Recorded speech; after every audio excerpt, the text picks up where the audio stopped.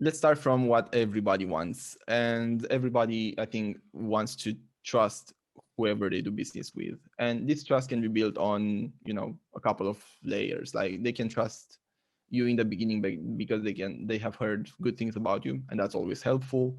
They can start to trust you because they found good stuff about you online, and that's again ideal.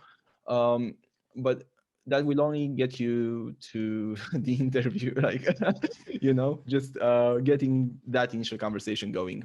It's very important what you do from that point onwards. And I think the way that we manage, and this is not only me saying, this is actually what most of our feedback has been when we've requested it, or even when we didn't, and we had clients coming from other agencies and switching to us. It was showing that you care more than just past the invoicing date. I mean, showing if you have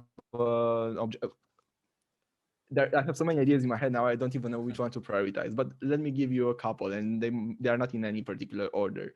But for example, we had clients coming from other agencies that were not necessarily um, experienced in working with an agency or working with partners for marketing. They maybe didn't know too much about marketing in the first place. So rather than just asking them to trust us and then at the end of the month reporting on some numbers and saying that we did good or not, teaching them how they should think about marketing, how we think about marketing, what they should be tracking, and why whatever they were doing before was good or not, or where they were mistaken, and what we'll do to correct that and to ensure that we'll have a sustainable working relationship and bring good results. And then this sets the ground, like sets a much better ground from the beginning, because you don't want to tell people they were wrong, but if you do, then you need to argue why and also show what would have been good and have it backed up by arguments.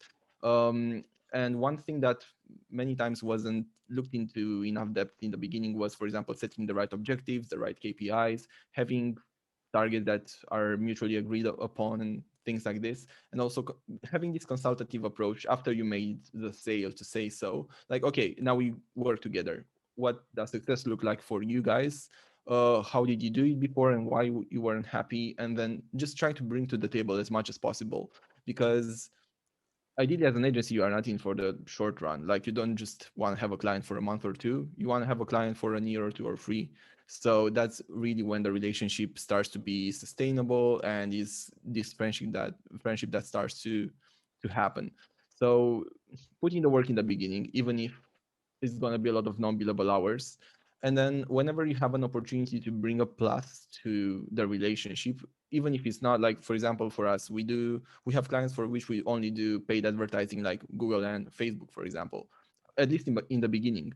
But then knowing what's going on in the market and maybe identifying some things that they might be able to do better, we had occasions when we did stuff for free, but not because of any particular reason other than seeing that maybe they were writing their own articles, but they were not SEO optimized. And we knew there's a person there getting paid to do that, that is not necessarily her job to do it, but she's being asked, and or she wants to do more for the company. So us knowing what they should be doing to correct that quickly, we would just, organize the call and actually having somebody from the team explaining them how to do that better, non-chargeable or anything, and just trying to help them as a friend, at, like having that sort of marketing friend that always tells you, hey, you forgot the comma after whatever, or add the CTA or things like this. I think trying to become that friend is really important. And then, being human with them. I mean, not trying to be obviously professional, but understand that you're talking to another person that wants to do good as well in their job, and they are kind of in a situation where they should trust you to do a good job with them, for them. So after you prove this support and that you are there for them, just be cool and grab a coffee. For example, a funny story yesterday. So I'm right now, I had to travel to Bucharest to our agency here. So we have a couple of new colleagues, and we did training yesterday. And I was staying in an Airbnb last night, and I just so I was returning from the office, dropped my stuff, and then went to the shop to grab some dinner. and some water.